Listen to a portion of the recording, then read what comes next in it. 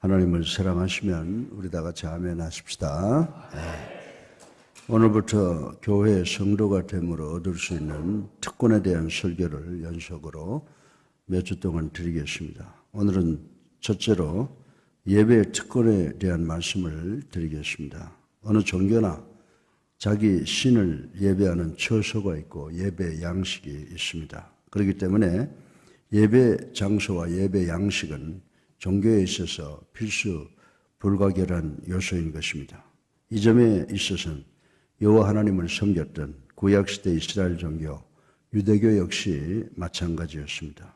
그래서 이들도 일찍이 솔로몬이 세웠던 예루살렘 성전에서 모세의 율법이 규정한 레위기에 명시된 제사법에 따라 하나님을 섬겼던 것입니다.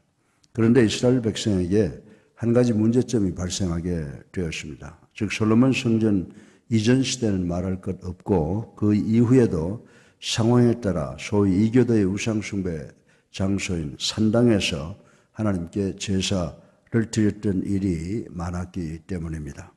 그럼 이런 문제점이 어떤 경위에서 생겨났고 오늘 우리에게 어떤 교훈을 주고 있는지 알아보기로 하겠습니다. 예배는 우상숭배가 아닙니다. 원래 산당이란 히브리어 원어는 높은 것을 뜻한 말이었습니다. 이는 산당을 대체적으로 산 위에 지었던 데서 생겨난 말이고 가나안 족속들의 우상숭배의 본거지가 되었습니다. 역대하 14장과 15장에 이스라엘 백성들은 가나안 족속들의 우상숭배에 영향을 받아오다가 우상을 타협하고 산당을 헐어버렸던 것을 볼 수가 있습니다. 이외에도 요시야 23장과 히스기야서 18장 등에 산당을 우상숭배 본거지로 간주하고 헐어버렸던 기록이 있습니다. 그리고 선지자들에 의해서 많은 책망을 받던 곳이었습니다. 진정한 예배는 산당에서 드리는 우상숭배 예배가 아닙니다. 진정한 예배는 산당의 종교 행위는 복받기 위한 수단도 아닙니다. 산당은 어디까지나 가나안 족속들의 우상을 숭배하는 과정에서 생겨난 산당이었기 때문에 그 땅에 들어간 이스라엘 백성들은 마땅히 하나님의 말씀대로 그 산당을 파괴시켜야 했습니다. 그러나 사정은 그렇지 못했습니다. 왜냐하면 이스라엘 백성들이 그 땅에 들어가서는 물론 그 후 남북 왕조가 다 같이 망할 때까지 산당을 회파하라는 명령을 온전히 준행하지 못했기 때문입니다. 사실 이스라엘 성전이 건립되기 전에는 산당이 예배 처소로 인정받는 긍정적인 입장도 성경 여러 곳에서 발견할 수가 있습니다. 그러나 이 산당이 결국은 하나님께 드리는 제사가 우상 숭배와 같이 되어버렸기에 에스겔서 20장 29절을 통하여 에스겔 선지는 산당 제사를 신랄하게 비판을 했던 것입니다. 그렇습니다.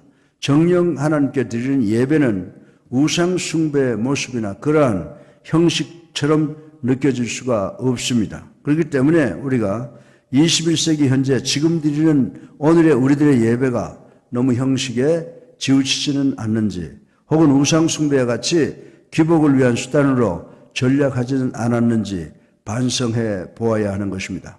예배는 영으로 드리는 것입니다. 산당의 제사는 성전 건립 후에도 계속되었고 특히 아달랴의 악정으로 성전의 제사가 마비되자 산당의 제사는 기정사실화되는 실정까지 이르렀습니다. 본문에서 아사라 왕이 드렸던 제사도 바로 그런 산당의 제사였습니다. 이런 종교 생활을 이스라엘 역대 왕들은 대체적으로 무비판으로 받아들였습니다. 그러나 에스겔서 20장 28절을 보면 에스겔 같은 선지자는 과거의 산당 제사를 신랄히 비판하였습니다.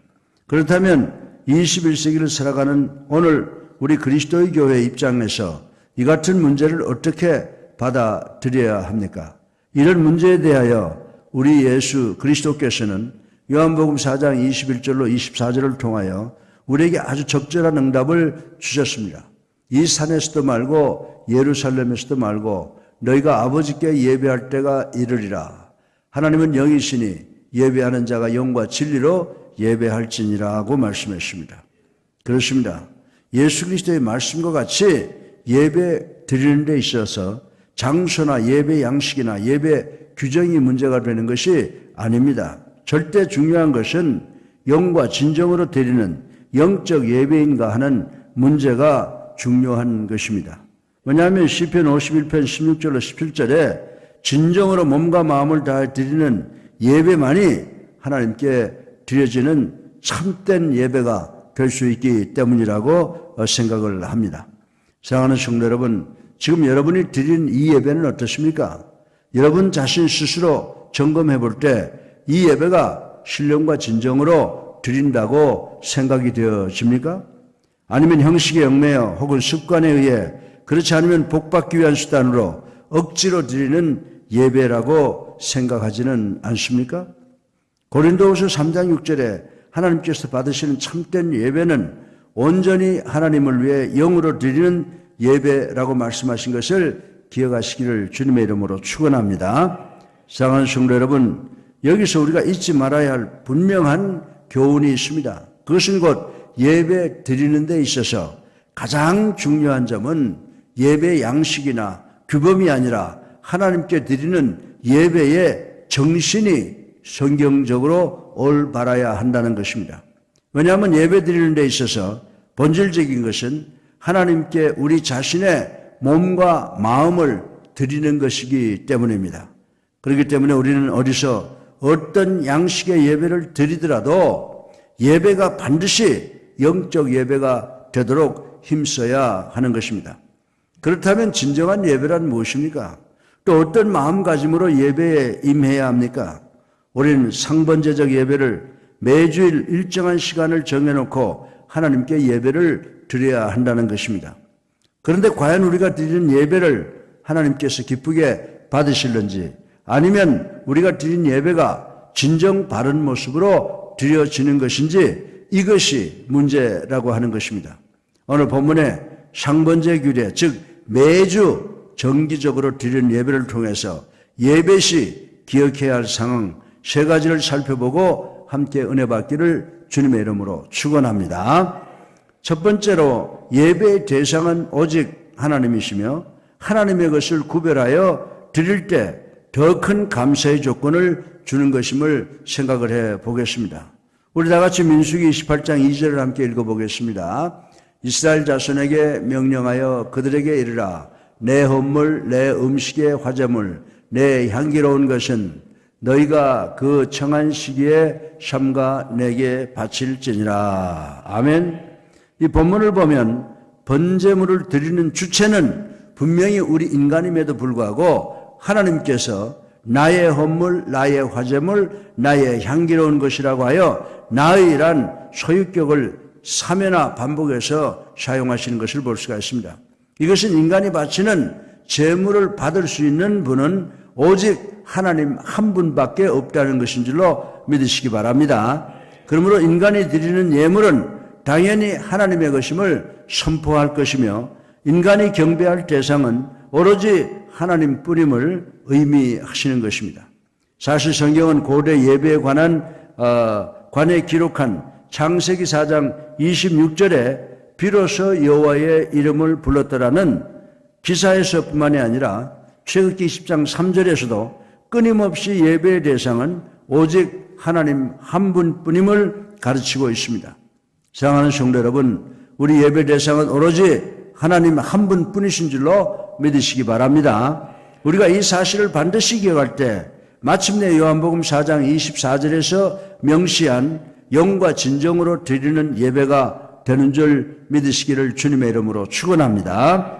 그러나 출애굽기 20장 3절로 6절에 보면 행여 우리의 예배가 피조물을 대상으로 하거나 아무런 대상이 없는 맹목적인 또는 형식적인 예배가 될 때 하나님께서는 극렬히 분노하실 것이며 우리를 징계하실 것이라고 기록하고 있습니다. 실로 우리 성도는 하나님께 예배하기 위하여 부름받은 존재라고 할 것입니다. 다시 말해서 우리가 하나님을 예배 유일한 대상으로 그리고 하나님의 것을 구별하여 하나님께 드릴 때 하나님께서는 우리에게 더 큰 감사의 조건을 주신다고 말씀을 하고 있는 것입니다. 2절에 보면 하나님께서는 모세를 통해 이스라엘 백성들에게 내 헌물, 내 음식의 화제물, 내 향기로운 것은 너희가 그 정한 시기에 삼간에게 바칠지니라 라고 명령을 하셨습니다. 이는 하나님의 것을 반드시 하나님께 드리고 다른 곳에 쓰지 말라고 하는 명령인 줄로 믿으시기 바랍니다. 그렇습니다. 하나님의 것은 오직 하나님을 위해서 사용해져야 합니다.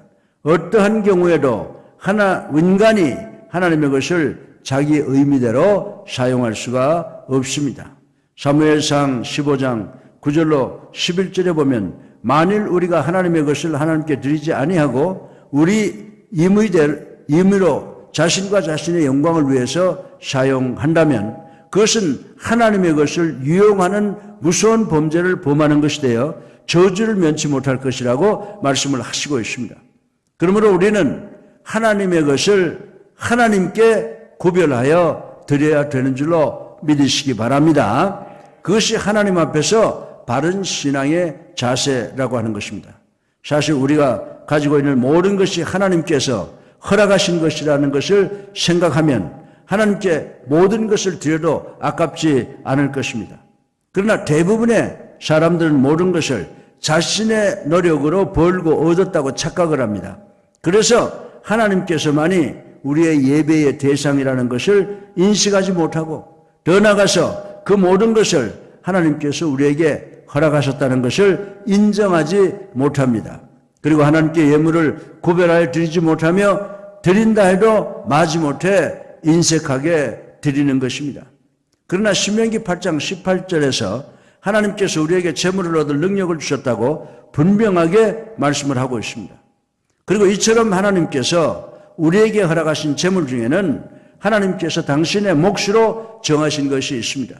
그러므로 우리는 하나님의 것을 구별하여 드릴 때 주저하거나 망설여서는 안 된다는 것입니다. 또 인색해서도 안 된다는 것입니다. 시편 50편 14절에 우리는 하나님께 예물을 구별하여 드리되 늘 감사와 우리의 소원을 하나님께 갚는 마음으로 정성을 다하여 드려야 한다고 말씀을 하고 있습니다. 이렇게 하나님의 것을 구별하여 감사의 마음으로 드릴 때 하나님께서 더 큰 감사의 조건을 우리에게 풍성하게 허락하실 줄 믿으시기 바랍니다.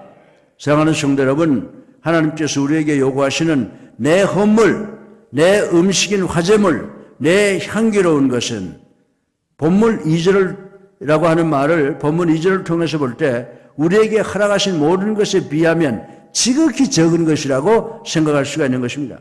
그러므로 하나님께서 여러분에게 당신의 것을 찾으실 때 감사하는 마음으로 아낌없이 드리시기를 주님의 이름으로 축원합니다. 하나님께서 무엇이 부족하여 여러분들에게 저에게 예물을 요구하시는 것이 아닙니다. 하나님께서 당신의 것을 요구하시는 이유는 우리로 하여금 감사하는 마음으로 하나님 앞에 나오게 함으로 우리에게 더 큰 감사의 조건을 주시기 위함인 줄로 믿으시기 바랍니다.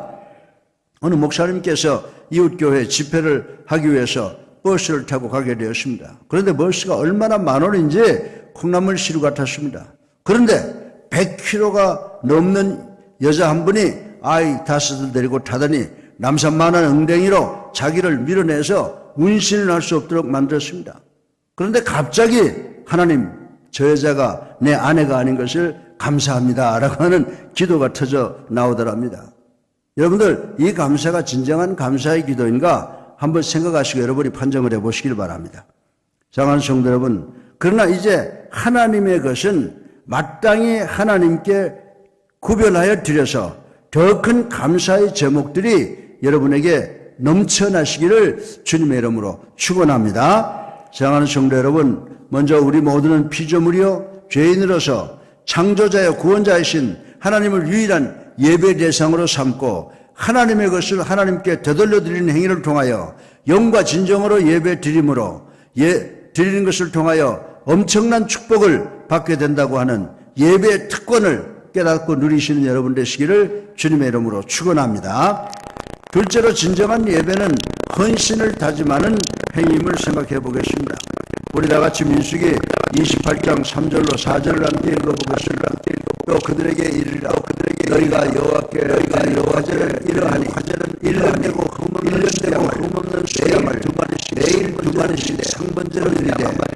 양 한 마리는 아침에, 그리고 어린 양 한 마리는 해질 때 드릴 것이요. 아멘.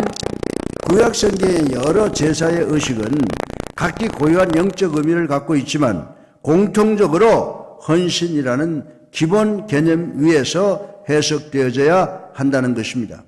이 사실은 이스라엘의 종교 유대교의 모든 제사가 헌신을 상징하는 본문의 상번제를 기초로 하여 드려졌다는 사실에서 잘 알 수가 있습니다.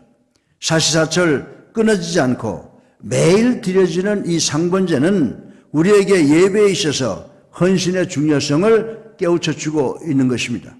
실로 우리의 예배도 하나님께 전적으로 헌신을 다짐하는 시간이 되어야 하는 줄로 믿으시기 바랍니다. 삶의 일부분 토막쳐진 한 시간의 헌신이 아니라 전 생애를 주님을 위해서 사용하고 헌신하고 봉사할 것을 다짐하는 시간이라고 하는 것입니다.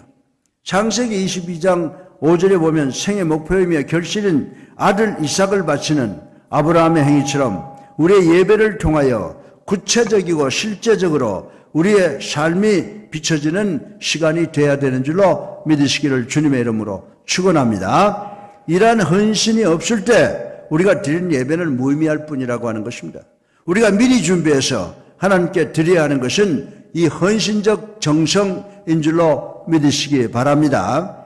5절부터 8절까지는 상번제에 쓰이는 제물에 대해서 말씀을 하고 있습니다. 흠없는 어린 양과 고운 가루 에바 10분의 1과 빻아낸 기름 흰 4분의 1 그리고 독주 등 그것이 바로 그것이라고 하는 것입니다. 이로 볼 때 상번제는 매일 아침 저녁으로 드려지는 제사이지만 매번 제사장들과 레위인들의 정성이 요구되었다라고 하는 것입니다. 그렇습니다. 누구든지 하나님께 나아가려면 무엇보다도 정성을 미리 준비해야 되는 줄로 믿으시기 바랍니다. 아무리 많은 거금의 연보와 훌륭한 예물을 하나님께 드린다 해도 거기에 정성이 빠져 있으면 그 예물은 하나님의 뜻에 합당한 것이 될 수가 없습니다. 미리 준비하고 마음을 다하는 정성, 그것이 하나님 앞에 바른 신앙인 줄로 믿으시기 바랍니다. 예수님께서도 마태복음 23장 37절에 우리에게 이르시되 내 마음을 다하고 목숨을 다하고 뜻을 다하여 주 너희 하나님을 사랑하라 하셨으니라고 했습니다. 마음을 다하고 목숨을 다하고 뜻을 다한다는 것은 형식적인 신앙이 아닙니다. 다시 말해서 주님은 우리에게 진실된 믿음을 요구하고 계신 것입니다. 바로 요한복음 4장 24절에 영과 진리의 신앙 말입니다. 오늘날 우리는 인스턴트식의 생활에 익숙해져 있습니다. 이 즉흥적이고 일시적인 생활은 우리로 무조건 편리한 생활을 추구하고 정성을 들이지 않고 목적을 이루려는 습성을 갖도록 했습니다.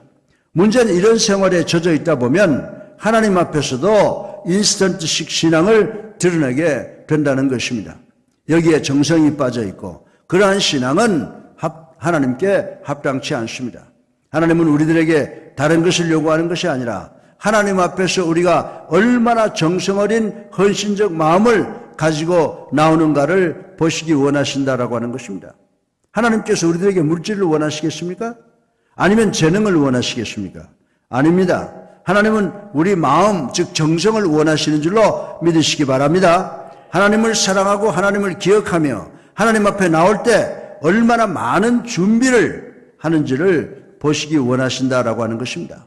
사랑하는 성도 여러분, 혹 우리의 신앙이 즉흥적이며 일시적인 신앙은 아닙니까?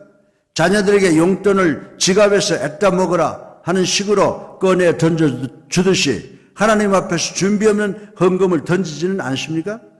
일주일 내내 하나님을 잊고 지내다가 주일날 교회에 앉아서 비로소 하나님을 생각하시진 않습니까?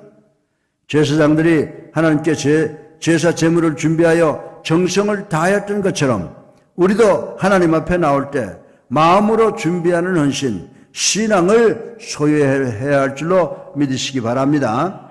생크위치의 커바디스 내용입니다. 네로 황제의 박해가 심해지자 로마에서 전도 활동을 하고 있던 베드로에게 로마의 성도들은 로마 시를 탈출할 것을 권유했습니다. 여러 번 거절하다가 박해가 너무 심해서 결국 로마시를 탈출했습니다. 그런데 먼덩이 태울 때 예수님께서 자기를 지나쳐 지나가시더랍니다. 그래서 베드로는 황급히 예수님 어디로 가십니까? 코바디스 도미네 라고 물었습니다. 그때 주님께서 나는 내가 버리고 온 로마의 어린 양들에게 간다. 그곳에 가서 다시 십자가에 못 박히게 된다라고 하셨다고 하는 것입니다. 그 말을 듣고 베드로는 크게 회개하여 로마로 돌아가서 거꾸로 십자가에 달려 순교했다는 전설이 남아 있습니다. 사랑하는 성도 여러분, 늘 준비하는 헌신, 참 신앙을 바로 하나님께서 우리에게 원하시는 신앙인 줄 믿으시기를 주님의 이름으로 축원합니다. 셋째로 마지막으로 예배는 대속제물이 되신 예수 그리스도를 기억하는 것임을 생각해 보겠습니다. 우리 다 같이 민수기 28장 3절로 4절 말씀을 함께 읽어보겠습니다. 또 그들에게 이르라 너희가 여호와께 드릴 화제는 이러하니 1년 되고 흠없는 수량을 매일 2마리씩 3번째로 드리되 어린 양 1마리는 아침에 드리고 어린 양 1마리는 해질 때 드릴 것이요. 아멘. 우리 예배에 있어서 빠질 수 없는 요인인 예수 그리스도의 대속적 죽음이라고 하는 것입니다. 3절과 4절에 보면 하나님께서 1년이 되고 흠없는 수량을 매일 2씩 상번제로 드리되 1마리씩 아침과 저녁에 나누어서 드리라고 말씀을 하셨습니다. 이와 같이 이스라엘 백성들은 매일 아침 저녁으로 하나님께 어린 양을 제사의 제물로 드림으로 자신의 죄가 사함받고 하나님의 백성됨을 기억해야 했습니다. 그리고 하나님의 백성으로 살아갈 것을 다짐했어야 했다고 하는 것입니다. 미국의 뉴멕시코의 한 흑인 가정에서 12살 된 랄프 번치라고 하는 아들을 남기고 어머니가 세상을 떠나가게 되었습니다. 임종 직전 어머니는 아들 랄프의 손을 잡고 다음과 같은 유언을 남겼습니다. 랄프야, 내게 남겨줄 유산은 아무것도 없구나. 그러나 아무리 괴로워도 예수 그리스도에 대한 믿음, 천국 소망, 그리고 갈보리 언덕 십자가의 사랑만은 절대로 잊지 말아라 라고 했다고 하는 것입니다. 졸지에 부모를 잃고 고아가 된 랄프 소녀는 로스앤젤레스의 할머니 댁으로 갔습니다. 그는 그곳에서 열심히 공부했습니다. 인종차별의 어려움 속에서도 조금도 굴하지 않고 열심히 살았습니다. 그는 억울한 일을 당할 때마다 어머니의 마지막 유언을 생각했습니다. 그가 언제나 이 말을 기억하며 꾸준히 노력해 나갈 때 그는 우수한 대학인 UCLA를 졸업하게 되었고 국제연합기구에서 세계 평화를 위해 일하게 되었습니다. 마침내 랄프 번치는 흑인으로서는 최초로 노벨 평화상을 타게 되었습니다. 그가 고난 속에서도 대속의 주님의 믿음과 소망과 사랑을 바라보고 나아갈 때 그 모든 고난과 어려움과 역경을 극복하고 정상에 설 수가 있게 되었던 것입니다. 오늘 우리 앞에는 넘어야 할 수많은 어려운 장벽들이 있습니다.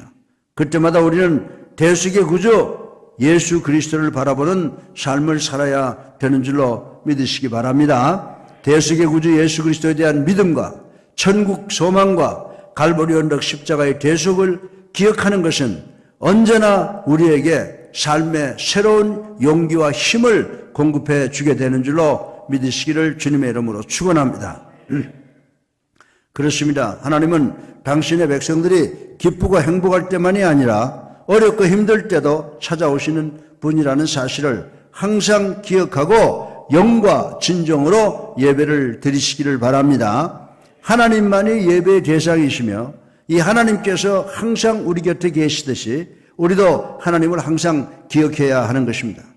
비록 날씨가 지긋고 때로는 비바람과 먹구름이 있을 때라도 그 먹구름 위에는 있는 태양은 언제나 변함없이 모든 대지를 비추고 있듯이 우리의 인생의 날씨가 비록 지긋고 먹구름이 잔뜩 끼어 찌푸린 날과 같을지라도 하나님은 늘 태양처럼 우리를 향하여 항상 당신의 밝은 빛을 비추고 계시는 줄로 믿으시기를 바랍니다. 그렇습니다. 우리의 인생길이 평등할 때나 험할 때나 하나님은 항상 당신의 백성을 지키고 품어주시는 줄로 믿으시기 바랍니다. 그렇기 때문에 우리도 하나님을 예배의 대상으로 항상 마음에 모시고 그 하나님의 사랑과 은혜를 기억하고 그분께 우리의 믿음과 예배를 되돌려 드려야 되는 줄로 믿으시기를 바랍니다. 신명기 5장 29절에 우리가 하나님을 마음에 품는다면 우리가 영원한 복을 받을 것이고 라고 말씀을 하고 있습니다.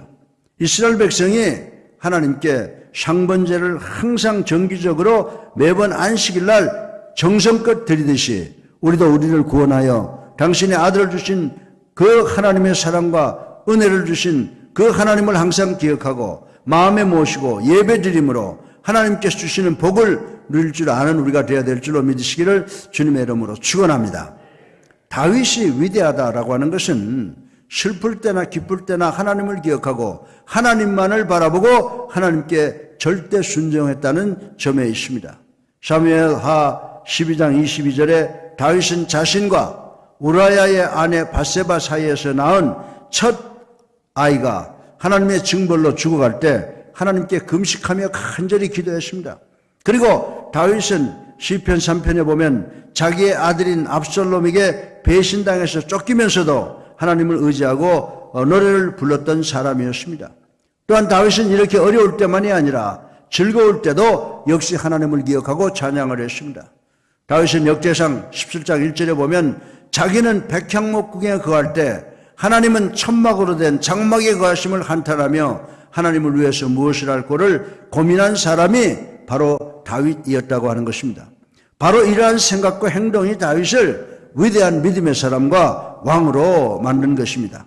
항상 하나님을 예배의 대상으로 그리고 하나님의 것을 하나님께 되돌려 드려야 하는 것을 기억하고 행하는 것, 이것이 바로 상번제의 신앙이라고 말씀을 드릴 수가 있는 것입니다.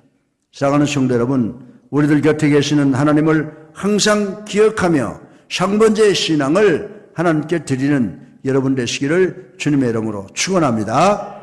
본문에 기록된 상번제 제물 어린 양은 하나님의 독생성자 예수 그리스도이십니다.